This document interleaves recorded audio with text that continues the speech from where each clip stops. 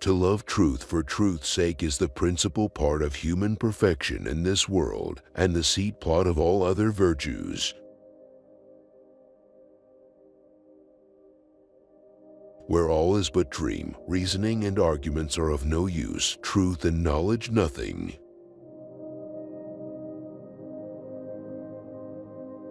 All men are liable to error, and most men are, in many points, by passion or interest, under temptation to it.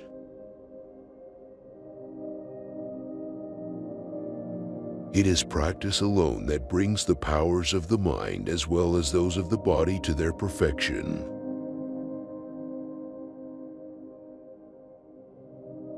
I have always thought the actions of men the best interpreters of their thoughts.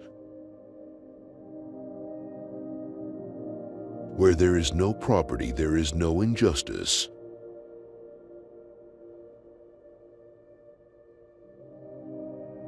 New opinions are always suspected and usually opposed, without any other reason but because they are not already common. Every man has a property in his own person. This no body has any right to but himself.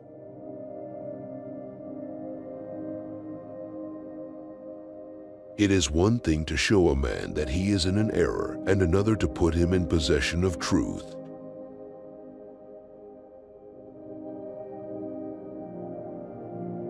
Defects and weakness in men's understandings, as well as other faculties, come from want of a right use of their own minds.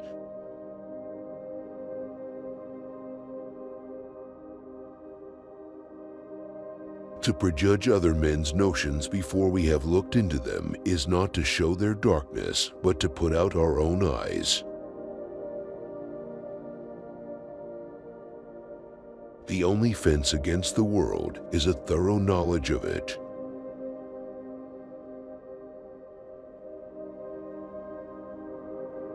The end of law is not to abolish or restrain, but to preserve and enlarge freedom, for in all the states of created beings capable of law, where there is no law, there is no freedom.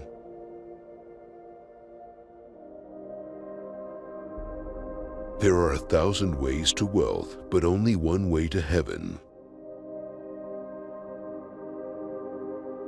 Things of this world are in so constant a flux that nothing remains long in the same state.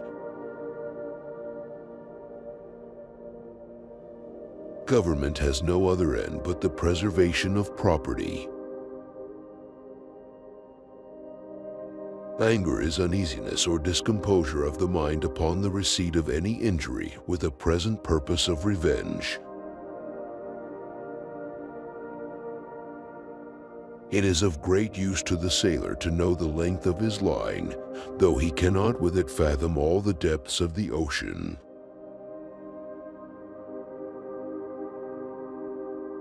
There is frequently more to be learned from the unexpected questions of a child than the discourses of men.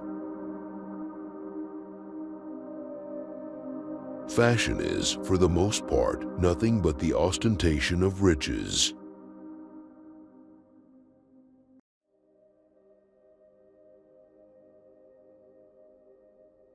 We should have a great fewer disputes in the world if words were taken for what they are, the signs of our ideas only, and not for things themselves.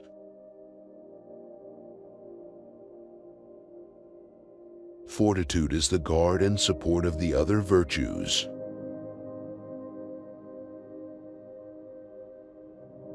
Anyone reflecting upon the thought he has of the delight which any present or absent thing is apt to produce in him has the idea we call love.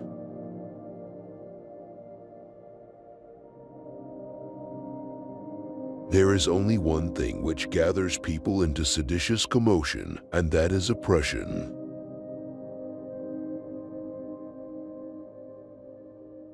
He that judges without informing himself to the utmost that he is capable cannot acquit himself of judging amiss. Our business here is not to know all things, but those which concern our conduct. He that uses his words loosely and unsteadily will either not be minded or not understood.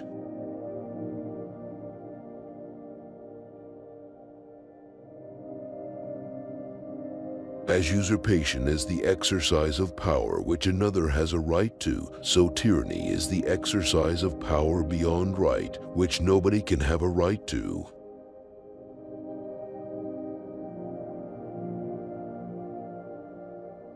The necessity of believing without knowledge, nay, often upon very slight grounds, in this fleeting state of action and blindness we are in, should make us more busy and careful to inform ourselves than constrain others.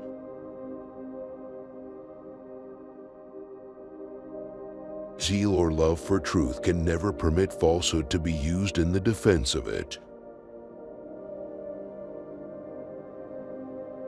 The improvement of understanding is for two ends. First, our own increase of knowledge. Secondly, to enable us to deliver that knowledge to others.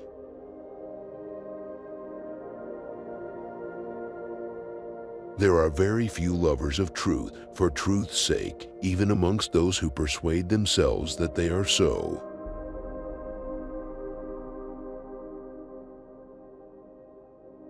He that will have his son have a respect for him and his orders must himself have a great reverence for his son.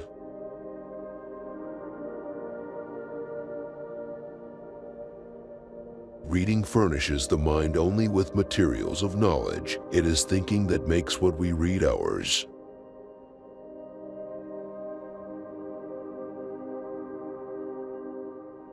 A man is not permitted without censure to follow his own thoughts in the search of truth when they lead him ever so little out of the common road.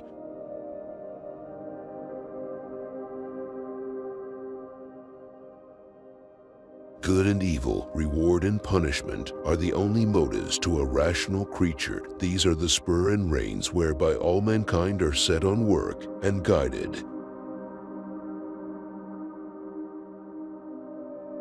Knowledge is grateful to the understanding as light to the eyes.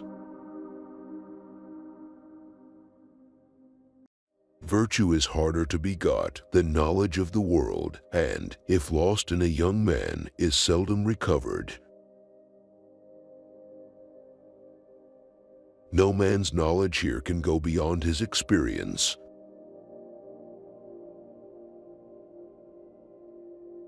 There cannot any one moral rule be proposed whereof a man may not justly demand a reason. God is the place of spirits, as spaces are the places of bodies.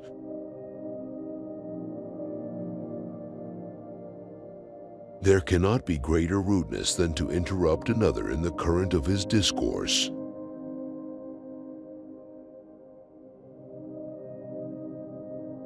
We are all a sort of chameleons that still take a tincture from things near us.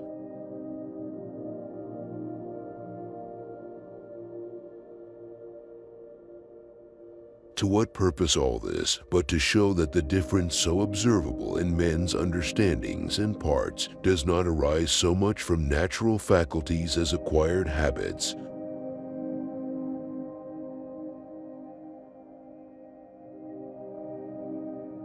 The understanding, like the eye, whilst it makes us see and perceive all other things, takes no notice of itself, and it requires art and pains to set it at a distance and make it its own object. Which of the quotes do you like the most? Please leave a comment, and don't forget to subscribe to our channel.